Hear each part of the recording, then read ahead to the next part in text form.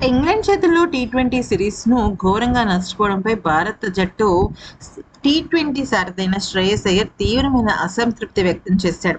వరుస ఓటములతో ఆ అభిమానుల గుండెల్లో నిండిన నిరాశను తాను అర్థం చేసుకోగలనని పేర్కొన్న శ్రేయస్, నాలుగో టీ20 ముగిసిన అనంతరం చాలా అంటే చాలా విషయాలను బహిర్గంగానే పంచుకున్నాడు. అసలు ఇంతకీ ఏం జరిగింది అనేది గనుక చూస్తే, అసలు తనేమన్నాడు? శ్రేయస్ అయ్యర్ నిజం చెప్పాలంటే 4వ టీ20 మ్యాచ్‌లో 80 పరుగుల ఒంటరి పోరాటం చేశాడు. కానీ తనకు అవతల సైడ్ నుంచి అస్సలు సహకారమే లేదు. ఒక మంచి పార్ట్నర్‌షిప్ చేద్దామన్నా కూడా. అది కూడా 4వ టీ20 మ్యాచ్ ఓటమికి ప్రధానమైన కారణం అని చెప్పొచ్చు.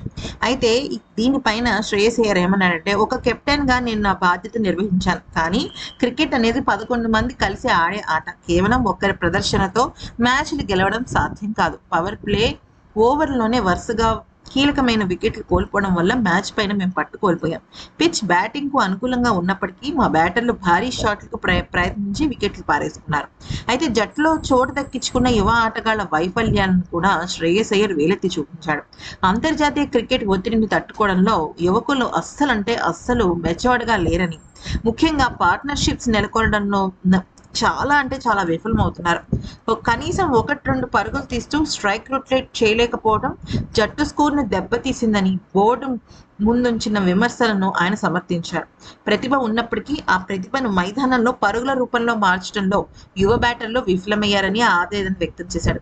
ముఖ్యంగా వాషింగ్టన్ సుందర్ చెత్త ఫామ్ కంటిన్యూ చేస్తున్నాడని, కేవలం 5 పరుగులకి పెవిలియన్‌కు చేరి హ్యాండ్ ఇచ్చాడని, అసలు ఈ ఆల్రౌండర్‌ను ఎందుకు తీసుకుంటున్నారో అర్థం కావటం లేదు అన్న వ్యాఖ్యలు వినిపిస్తున్నాయి అని అడిగితే, దానికి సుందర్ కూడా అంటే అయ్యర్ కామెంట్స్ కూడా సుందర్ స్థానం పైనే చర్చ జరుగుతుంది అన్నట్టుగానే ఉన్నాయి.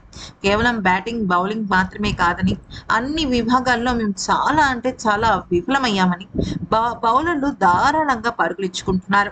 కనీసం నేను వాళ్ళని రిక్వెస్ట్ చేశాను, సరిగ్గా లెంత్లో వేయండి, అలాగే లెగ్ స్టంప్ వైపు వేయండి అని. వాళ్ళు ఎవరూ నా మాట వినటం లేదు. కనీసం ప్రయత్నం కూడా చేయటం లేదు. అలాంటి సమయంలో ఇక నేను వాళ్ళ దగ్గర నుంచి ఎటువంటివి ఎక్స్‌పెక్ట్ చేస్తాను?